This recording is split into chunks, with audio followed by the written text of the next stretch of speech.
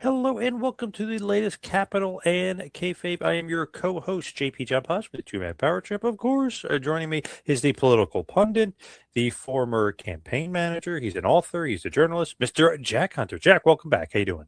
Hey, John, good to be with you today.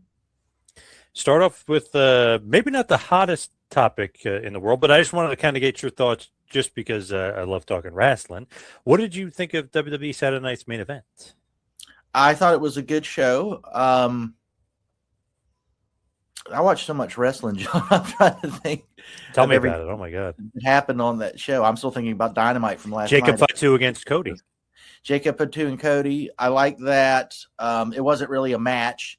They just kind of brawled throughout. Drew obviously interjected there, but I thought it was what it needed to be. I thought it was exciting.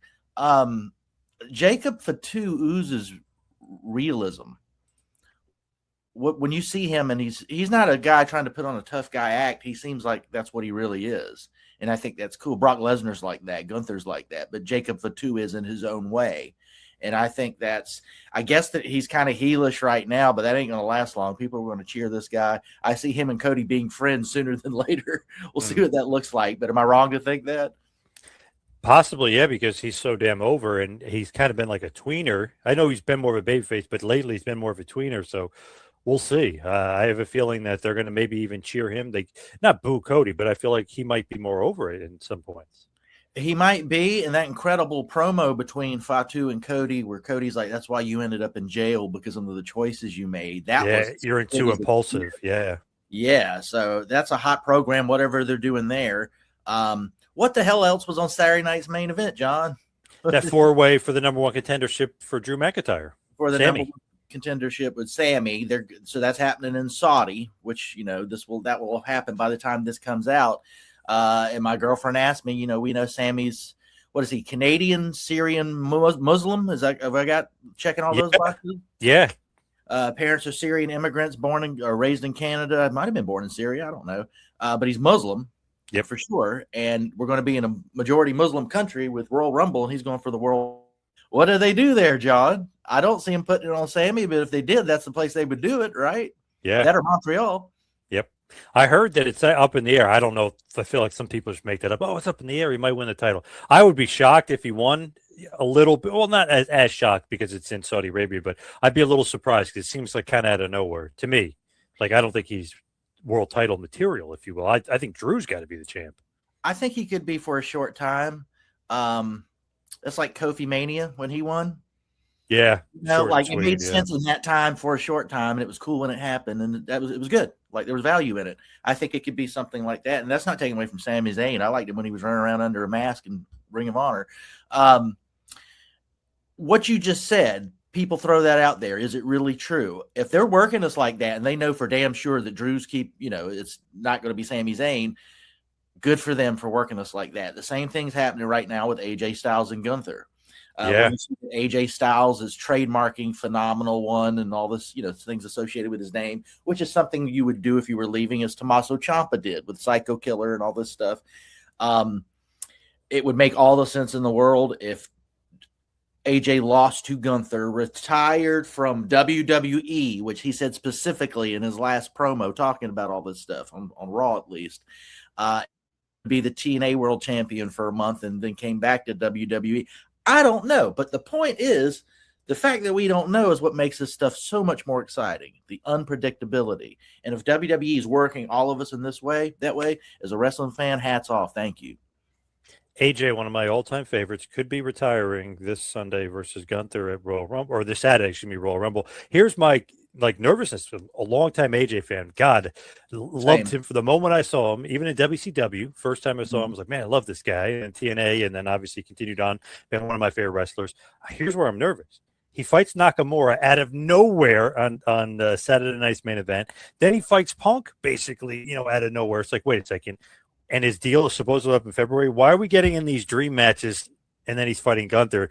Almost to me, and this is what Triple H wants. To me, it almost seems like he's losing to Gunther. He's going to retire. That's what I think, because why would they put Punk and Nakamura out of nowhere versus him? 2 dream matches that he wanted. Right. It seems like they're stuffing a lot of stuff in before a certain date or something. Yes. Yeah. And the thing is, like I just said, if he is retired and loses, there's options from a WWE standpoint, including TNA, if that makes sense. It doesn't necessarily mean leaving the mothership, though it could, and they have us guessing, and he's trademarking these things. So I don't know. You say his contract at the end of February? The beginning of February is this weekend. So February 1st is Sunday. It's the day after the Royal Rumble. So I think it was February 10th or something like that. But yeah, it's very, very close to the beginning of February. Yeah. So I'm intrigued by all of that. I love it. We were talking a little bit before we came on about the Dynamite before the Royal Rumble. That was a great show. So both companies are doing a lot of cool stuff right now for fans. Now, if AJ retires, it almost seems like out of nowhere, but it almost seems like fitting of what he would want. Like he wouldn't want a retirement tour type thing like Cena got.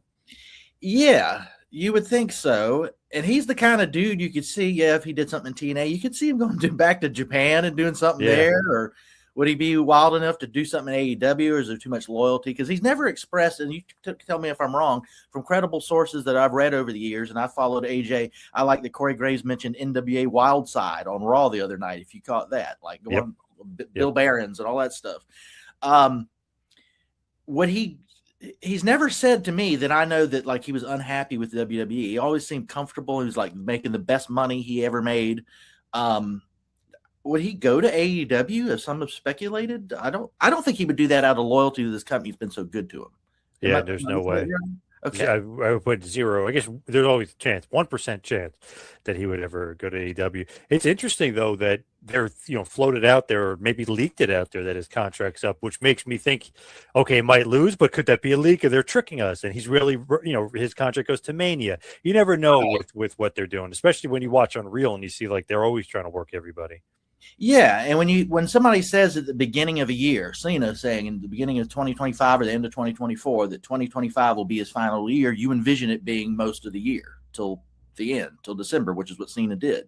When AJ made the same kind of announcement, different kind of figure within wrestling, but still you envision it being until December of this year, right? Like that he just does all this stuff.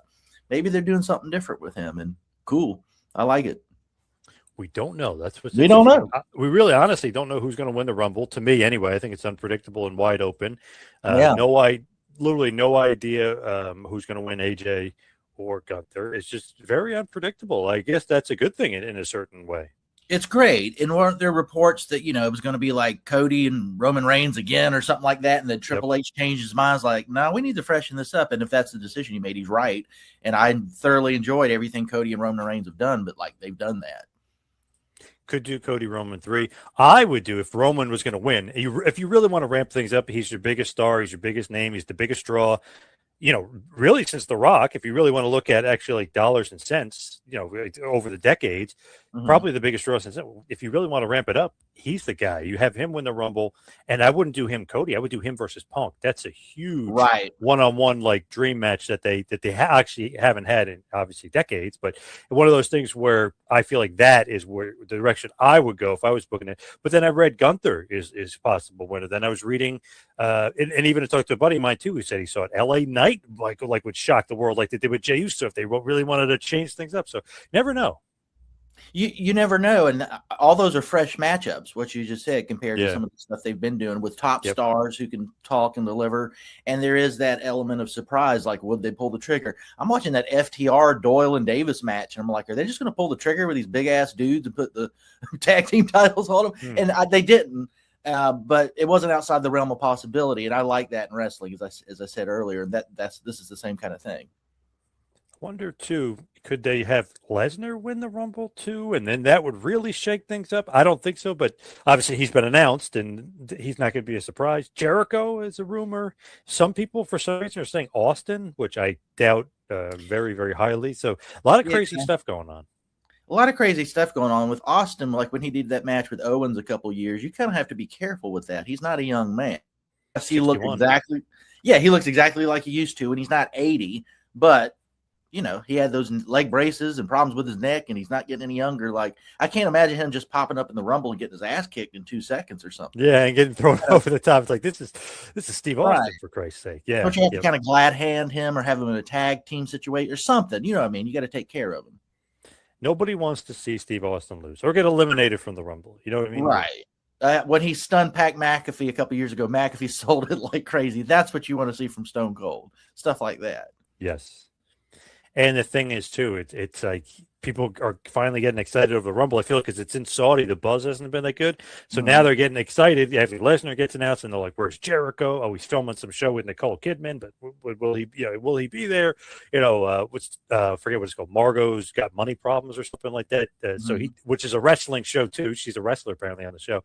But like, will Jericho be able to be there? And then they're throwing out Austin's name. People throwing out The Rock's name. So now they're starting to get into it. At least get some buzz going, but definitely getting a little weird with the predictions. They are, and Saudi's, I think, a big part of that. Didn't we hear news from credible sources that WWE is got the rights to Judas or something like that? Oh, I didn't see that. I was wondering about that. The same report I saw, I think it was SAP. They have the rights to Judas and Senate people thinking about Evil coming in from New Japan.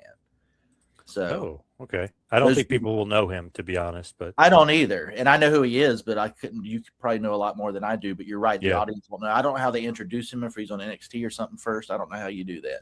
So I don't know about that. That's an odd one though with Evil, because out of all the guys that they could sign, I just didn't maybe foresee him being one of them. Not that he's bad or anything. I just didn't foresee that. Well, and when I say these things, I'm not looking at, douchebagwrestlerfan.com for this news. Like, I know better than that. These are credible people who've been around for a second. Yeah. Yep. But from one of them, I saw that Tony Khan in particular was not a big fan of Evil, and that if he wanted to do something in the U.S., it would be at WWE, and that he's been around WWE a little bit, is what I read. So whatever that looks like. Interesting. Speaking of Tony Khan, speaking of AEW, what do you think about Tommaso Ciampa, the Psycho Killer? I think well, first of all, when it happened, and we're sitting here recording this on a Thursday, so last night, Mark Briscoe's talking about the TNT title, and he'll take any newcomers from anywhere. Then the lights go out. Somebody comes out, and I'm like, who the hell is this? My first thought was this is some dude from TNA, kind of like Jake something, becoming Jake Doyle in AEW. But I was like, who would that be? I don't even know. Is it Steve Macklin or something? I didn't hear he left. What is it? Right. Yep. And when it was Tommaso Ciampa, as soon as I saw Psycho, I knew it was him. Just kind of like people compared it to AJ Styles, like, who's this in the Rumble? Phenomenal. Yeah. Yep. It was that kind of thing. And my second thought is first of all, I thought AEW presented him as a singles badass better than WWE ever really did. Maybe NXT would be the most. NXT, definitely. Yep. Yeah, with Triple H when he was in charge, black and gold. But the presentation, what he was wearing last night, I loved his old WWE music, but what I heard last night was pretty damn good, and I'm sure I can get used to it. It's a trajectory in my mind. He just got there. We don't know, but kind of like Ricochet. Ricochet wanted to do some Ricochet-like things that he was constricted in WWE and couldn't really do. So he left, went to AEW, where I'm sure he's making very good money as well. And I think his star has heightened. Like he's kind of blossomed a little bit more in AEW. To me, Ciampa, who's not getting any younger, I think is probably looking for the same kind of career trajectory, right? Does that seem right? And AEW is a better place for what he wants to do than WWE. And Tony pays well for less dates as well. Right. So all of that stuff. I've not heard anything about Bad Blood. And I mean, and like Triple H was asked about Edge, last year, like, it's been reported that he did all he could in WWE, and that's why he went to another company. Triple H is like, that sounds accurate to me. Like, it doesn't seem like, that's true. Like, what would Adam Copeland's spot be in current WWE storylines? I don't have an answer for that. And apparently they didn't either. So you move to other companies. I think it's a great move by Ciampa. As a fan of his, I feel sorry for Johnny Gargano a little bit, because I think they're better as a unit for Gargano, who I like as well. But just saying, Ciampa is a single star in AEW. I'm very excited about that. I like how they unveiled it, and I don't think it's a coincidence that on the week where everybody's going to be talking about the Royal Rumble, Tony Khan had the WWE guy pop up in his company. Yep. So very kind of fascinating, just as far as like, okay, they got another ex-WWE guy, but they got him like 2 seconds after he left. So kind of almost like Andrade all over again. Obviously not with the contract issues, but just fascinating that we've been taught to wait on 30 and 90-day contracts, but not all these things end the same way. So that's what happened there. And I would imagine the lawyers had it worked out pretty well after the whole Idolo situation and all that. Yes. He looks the best he's ever looked right now. Oh my God, he looked fantastic last night. The only thing I didn't like about last night with that match, because I thought that Mhm. was a great match. He looked great. Swerve got huge. He got jacked too from being off. Yeah. He's a legitimate heavyweight for sure. Now, the other thing I was the top rope poison run. I was like, that's got to be the finish. And then I was like, oh my God, he kicked out of a top rope. Oh my God. Like, that's crazy. Like, sometimes they go a little too far. Like, basically, it has to be a car crash. And the guy is almost dead to pin him. Like, that's the only thing. Obviously, then he cheated and he won. But I was like, man, that's kind of like a crazy spot for a false finish. It was a crazy spot, and we're not spoiling anything at this point by the time this comes out. Yeah. Andrade went over on Swerve, the former AEW World Champion. Yeah. That's a push for Andrade. That's something that it's kind of halfway unexpected. I could have saw if Swerve beat Andrade, nobody would have been like, that's crazy. That's what we would have expected. But Andrade beat Swerve in a hell of a match. What a killer match. That match and the match with Tekla and Chris Statlander last night for Chris Statlander's title was a killer match. Absolutely great. I'm a bigger fan of Tekla now than I was before after watching that match. I already like Statlander. I think there's other women I think Toni Storm's the top woman in that company and in wrestling. She's just up there. But I like Statlander as champ, and Tekla and she elevated Tekla last night. And then nobody thought Tekla ever sucked, but what you saw on American TV last night, it wasn't in Japan, it was here in AEW, and it was great. So with AEW, obviously they've got a lot of good things going for them right now. What do you think about TNA on AMC? What are your thoughts on the second show? It seemed like they cleaned up a lot of the production snafus, and then kind of what we were saying, I feel like Trey Miguel would end up there, and he obviously ended up there. Yeah, and good for him. I'm glad to see that. I thought the second show was better. How could you not learn from your mistakes on that first day? Yeah. The thing that's heartbreaking for me is how many people who haven't watched TNA in years tuned into that first show with all the hype and momentum and are like, what? I ain't watching this next week and didn't. Like, I don't know. But they also bragged it was the number 2 rated show on AMC that week. Did you hear that? Really? No, I didn't see that. Wow. So they're doing well for them. Wow. Is it Walking Dead reruns or number 1? I don't know what's on AMC. Yep. Okay. But if that's the case, and if you're AMC, that's the number you care about more than the comparisons with other companies. You don't have WWE on AMC or even AEW. But if your TNA is doing that well, I thought it was a good show. I like Santana as champ. That's where he needs to be. He's a good face who's been in other places, but he feels like he's a TNA guy now, if that makes sense, not just a visitor.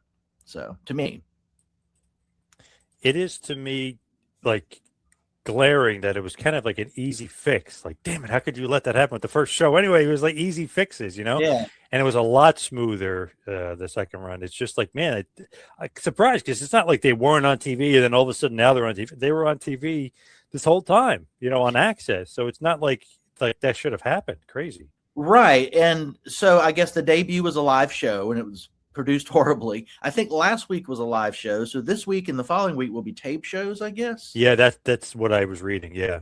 Obviously you can control that a lot better. And that's what they've been accustomed to for so long, with so many tape shows. So we'll see. I'm excited about what they're doing. I like that Elena Black's there, the former Cora Jade. I like the Sonya Deville signing. What is her name now? Daria Ray. Daria Ray. Yep. I think that's great. And that's somebody that had expressed maybe she was not going to be in wrestling anymore. And here she is. And I liked her in her commissioner role in WWE, sort of like the heel commissioner. She's going to do that in contrast with Santino and TNA. They need some stars. Like I was talking with my girlfriend about this other night. Who's the top women's stars in TNA? The company that made women's wrestling a thing, I think, before WWE with the Knockouts, Awesome Kong and Gail Kim. Like they were taking it seriously before any of the big companies. Who's their top woman right now? Tessa Blanchard's always my favorite. Obviously, what is her? Is it Zing Lee now? Their champion? They keep changing her name. Yep. So Lee Ying, yeah. Masovich is gone for political reasons or whatever, however you want to look at that. Yes. Who else is their top women there now? I guess you could put Indy Hartwell there because she's kind of a name that people know. Zaya Brookside, who they've elevated. It was cool seeing her dad on the Unreal for a second. Performance Center. I hadn't seen him in a while. I was like, man, that's him, and he's definitely older. But they could use some more star powers. What I'm saying, who are the top men there? Who does Santana? So you got Nick Nemeth, who's had the title, wrestled for the title. Joe Hendry's gone. Yep. Who am I missing? That's obviously you can import people from NXT, but who do you have in TNA that Santana can mix it up with? Who am I missing? Well, Kazarian, but he just beat him twice, so not going to be Kazarian. Yeah, so yeah. So who else? I guess you could pump up Steve Macklin a bit. Put him. Steve Macklin's there. He's in that mix. Eric Young, I guess you can kind of pluck. Eric Young, Josh Alexander would have been one if he was still there, but he's not. But you see what I'm saying? Like, you might need another person or two, and thank God for the relationship with NXT where you can do some stuff there. Speaking of NXT, who do they have? All their talents on the main roster now. You got Ricky Saints, who's money. You got this new guy who people are comparing to Obafemi a little bit just because he's a large black man, but I like what I see so far. Is it I want to say Keanu Reeves, but I know it's not Carter. Yeah, right? Carter. Right. Not John Wick. It's Keanu Carter. But I like what they're doing with him. He's the unknown that they're doing something with, obviously. Ethan Page. Out of those three men, who am I missing that are like top guys that can have the belt in NXT and stuff like that? Yeah, that's true. They're running out of guys, really. Yeah, I like the what I keep thinking of. Is it Sean Legacy? I keep thinking of Sean Royal from Jim Crockett in the 80s. Oh my God, remember him? Yeah. But Sean Legacy, I like him in the ring. He's good. The woman who was or might still be the Evolve champion, Kendall Gray, is very good. Yeah, she's excellent. I mean, she could be in SmackDown or Raw as far as I'm concerned, as far as her wrestling, and she's not a bad talker. So you've got some diamonds in the rough like that, but like, there's no Julia, there's no Jordan Grace. Jordan Grace shows up there, but she's on the main roster getting in Jade Cargill's face. Like, you see what I'm saying? So they're sort of in a rebuilding period too, which is exciting to see, but also you need to have star power to get people to tune in. So obviously we're mainly covering wrestling. We talked WWE, we talked TNA, we talked a little AEW. Got to talk about stuff that possibly is very wrestling-like. And I saw the video. I watched it a few times. I even watched the little preamble beforehand where they're zooming in on this guy who's obviously either an actor, faking, all this other stuff. But the Omar, the attack of her speech. First of all, if there's an attack on somebody in Congress, I would imagine that the event would be over, and if they sprayed something, they'd clear out the room. And it'd be, but no, it just continues on. So, tell me, to be honest, work or shoot? This seemed like the biggest work of all time. Even the fact that they're showing beforehand, he's like looking at the camera, like, oh wait, and he's acting crazy. It somebody put it perfectly. It looked like an SNL sketch where they go to the crowd, and one of the guys that works for SNL's in the crowd, and he's about to talk to the person on stage. So fake. Well, let me say this, and it looks like a work. Like, we can say that much. Whether it was or not, it at least looks like it. Looks like it. Yep. And I was kind of undecided. My friend Robbie Suave, who hosts The Rising for The Hill, if he thinks something's not real, will say it. He made a good point that made me second guess. With like Jesse Smollett and all that stuff, there was no suspects. They just made up stuff. Nobody was going to get in trouble except for the liar being Jesse Smollett. There wasn't other people, if that makes sense. Mm-hmm. This is a dude that's now going to be questioned by police and could face jail time for assault or whatever. Like, is he getting paid $3 trillion and doesn't mind doing jail time? Like, you know what I'm saying? A crazy dude. The way she reacted was awkward too. If somebody was trying to spray some kind of poison on me, I wouldn't walk towards it. And her being so tough, like right off the bat, like it's almost like you plan to be that way. But the suspect thing makes me think, like, at what price? Who would do that? But he's already out. Is he? Yeah, well, already out on bail. Yeah, so I'm wrong, but that's a strong argument for maybe. You know what I'm saying? When they do these hoaxes, there's never a perpetrator, a suspect. It's just somebody lying. But in this case, yeah, he's right there. You just saw him get up and do this. So I don't know. I like Disco Inferno's tweet about whoever booked this is definitely not Booker. So poorly. Great line. So poorly executed. Holy shit. Above these people to do stuff like this. But I also, whatever you think about Ilhan Omar and her politics, she's not a stupid person. And the chance of being caught in something like this and being as embarrassed as Jesse Smollett and damaging her career in that way, I don't know. I think she's a little smarter than that, but who the hell knows? It certainly looked awkward as hell. It looked like a bad, TNA or WWE skit or something. Yes. But it is funny, though, because people can just literally now, you just take a picture of the person, right? and then you put it online, and you literally find everything about him and all their Yeah. information. And they found that he's a big liberal, like just with the pictures of his kids at these weird events and like all this other stuff. You're like, okay, none of this points to him being a Trumper. This all points to him being a huge liberal. Like this is so, and then just his reaction and how he was pretending he was crazy beforehand. I was like, and then like kind of looking at the camera, I was like, this guy is like a horrible actor, so fake, such bad. It just seemed so fugazi. Yeah, and I think it's only natural and right that we look at somebody's politics, like the guy who shot Charlie Kirk or is accused of shooting Charlie Kirk and stuff like that. My old boss Rand Paul was on that baseball field with Steve Scalise and others in Alexandria, Virginia, when that Bernie Sanders supporter opened fire and shot Scalise. Nobody died, but I can tell you Rand Paul was hiding behind a tree to not get shot. But right. The reason I bring this up, that was a Bernie guy. I'm not blaming Bernie or the left or the right on it. These are crazy people, and they might have political motives in their mind, but the most passionate political person, I don't think, is going to do that without something else in their brain that's kind of they're off. You know what I mean? Mm-hmm. Maybe I'm wrong about that, but they're crazy people. Speaking about being crazy and being off, what about Alex Preddy? Seemed like now we're finding this footage of him, which is so interesting because it's obviously, and the people on the right are throwing this out there, narrative buster. Kind of, I know obviously we'll get into what happened with the fatal shooting, but it's like, wow, they didn't mention this, that he wasn't really a nurse anymore, that family and friends think he lost his mind, like all this like stuff, and then you see him fighting and spitting on cops and like carrying a gun and all this other stuff. Man, that kind of like changed quickly. It's like, wow, now we're actually finding out who this guy is. It doesn't look good as far as just him being like a complete nut job, but obviously, and obviously you're going to probably agree, maybe should be in jail, not being shot. You know what I mean? Like that type of thing.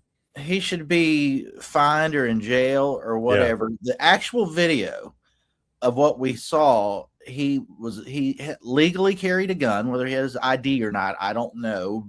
I've heard various stories, but that's a $25 fine. It's not execution.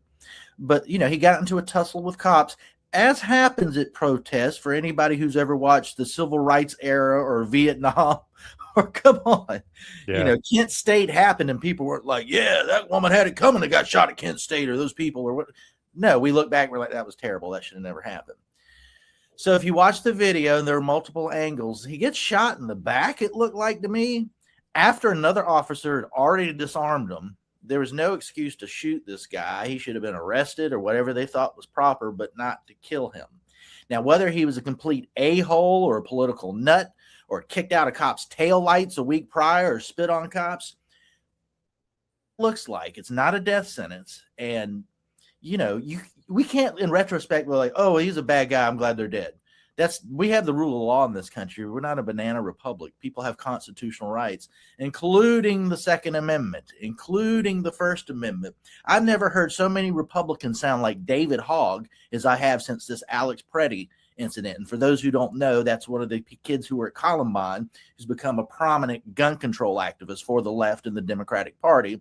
Basically wants all of our guns confiscated and all kinds of gun restrictions and the Second Amendment done away with. That's what a lot of Republicans are sounding like and justifying these federal officers killing this man. And you hear all these awful things about him. And then I saw a Catholic priest said, I worked with him at the hospital he was at, and he's one of the most kindest and gentle-hearted. You see what I'm saying? They're trying to try him in the court of public opinion after he's dead. And I'm seeing my libertarian friends being like, this guy could be the biggest jerk left-wing idiot in the world. And he did not deserve to die for exercising his First and Second Amendment rights. And if we can't say that as conservatives or even libertarians especially, what in the hell are we even talking about? He definitely became unhinged, and obviously that footage from the week before, I mean, there's definitely problems. Definitely probably deserved to be in jail or like you said, a big fine or whatever. Probably not dead. I think we can all probably agree on that. That kind of thing shouldn't happen. But to a certain degree, like when you have somebody like that and they're doing those signal chats and they're trying to get with ICE, do you think that eventually they're going to be doing the damage? You know what I mean? Like if you flipped around and the guy's so unhinged, there's like a not that death sentence, obviously you shouldn't, but there's got to be something where we got to lock these guys up for not a week or a day or something. Like they need to be in jail for a little bit longer until you can kind of maybe do a psychoanalysis on them or some sort of evaluation on some of these people. Well, I can tell you that's what every left winger I ever knew thought about everybody on the Capitol Hill on January. Right. Actually, yeah, right. And that didn't turn out right. Yeah. Right. I hear left wingers still defend Ashley Babbitt deserve what she got because she's a domestic terrorist, and Joe Biden called them all domestic terrorists, insurrectionists. They weren't. They were people who were having a protest that went wrong. Somebody unfortunately got killed that probably shouldn't have been. But it's amazing more people didn't get killed on that day. There was a lot of people acting a fool. Yeah. Capitol. But every Democrat I know turned this into a mythology, and these people should all be locked up. When you label somebody a domestic terrorist, as many are trying to do with Alex Preddy right now, what you're doing is trying to take away their basic rights. How many people for J6 had jail sentences were far longer than they should have been? Yeah. They want, by calling them, instead of rioters or trespassers or vandalizers, they were domestic terrorists, said Liz Cheney, and said Adam Kinzinger, and said Joe Biden at the time. You could take away people's rights because they're in a different category. That's what the Patriot Act was about all those years. We're going after terrorists. These aren't criminals. These are terrorists. They ended up being just drug dealers mainly who are criminals. But you're taking an extra or anti-constitutional category where you can take away people's rights. That's what they're trying to do to Alex Preddy right now. Kristi Noem, immediately, the head of the Department of Homeland Security, said this guy's a domestic terrorist. What she was trying to do was protect her officers, that they had a right to basically murder this guy because they're federal officers with badges and he was a domestic terrorist. Instead of, actually, they had poor judgment. They're trained better than this. There should be. Maybe we look at that, and this guy died needlessly, no matter how terrible he might have been behaving. That's the honest conversation. But they say these things and attach these labels to protect themselves and their own power. So I just think sometimes, like with guys that are acting like that, and you saw the one video, it seems like, wow, he's completely unhinged, he's kicking, he's spinning, also like maybe keep them in jail almost like to protect themselves to a certain extent too. I know you can't do that with everybody, you can't overcrowd, but it's almost like sometimes you got to protect these people from themselves. They literally, I don't have a TDS or whatever, they've completely unhinged. Like you said, he used to be a nurse, and like obviously you're helping people as a nurse. What the heck happened there? He seemed to kind of go nuts. So yeah, but I would agree even with some of my friends on the left who are so super anti-ICE and all this right now. And I think you need to have a border enforcement, immigration enforcement agency like ICE, like that needs to exist. I'm not one of these people saying, but we have seen these videos. I think a lot of them are developing this mentality, and you've seen the Trump administration shift some people around to different, capacities with this. But you saw the video of the ICE agent telling somebody, "You keep filming me and I'll erase you." Did you see that? No. That's what the guy's like. What? He goes, "Yeah, you keep filming me and I'll erase you." Like they're not supposed to talk like that. What the hell? This is after the Alex Preddy thing, is my understanding. But whatever, you don't say that in any context. Another woman was filming an ICE officer, and he's like, "Keep it up. You're in our database now as a domestic terrorist." That's what he told the woman, who has every right to film these people. That's her constitutional right. But that's what the officer said to her. "You're in our database now as a domestic terrorist." No. This is the United States. No. So going off script there. Jeez. Right. Yeah. Both of those people should have been immediately fired, in my opinion, and put in I have family in law enforcement. I'm not talking about federal, but there's that. There's so many of them that are doing the right thing, would never say anything like that, and deserve respect for doing a difficult job. And you have people like that. That's the public face. I would fire them. I would absolutely fire them for talking like that. You should have more respect for the agency or the department than to keep them on. So, are you allowed to film them like that? That you're allowed to film even people it's just like the cops. You can film it. They can't. Yeah. Oh, I didn't know that you were actually allowed to do. I thought if somebody didn't want to be filmed, you can't film them. I thought that was. You can film law enforcement. You just can't film random people on the street without their consent. But they work for the state. They work for you. You pay their taxes. That's been brought up in different court decisions and upheld. Even federal employees, you could film them. I guess. I don't know. I know you can with law enforcement specifically at any level, whether it's your local police or federal, that you can do that. Interesting though, they're going to keep making arrests. Tom Homan said they're going to make more arrests, not even just the criminals, any illegal immigrant. They're going to continue to make arrests in Minnesota. So they're not backing down in Minnesota. I wouldn't mind, to be honest, just throw it out there if Walls and Ellison were next, but that's probably not going to happen. But they got to obviously keep the law and order there to a certain extent. I mean, the arrests aren't going to stop. I do think there's a public backlash over, you hear these stories of like citizens getting picked up and that's insane. Yeah, and dropped off at Target or whatever. That's so bad. Yeah, it's happening. Yeah. I think Tom Homan has said they're going to try to concentrate on more with people that have known criminal records, illegal immigrants. And I think that's smart. The other people need to be looked at too if they're here illegally. I get that, but the people who are an immediate threat that have criminal records, and I think that's smart and that's good for public perception and. Just the right thing to do, the right focus.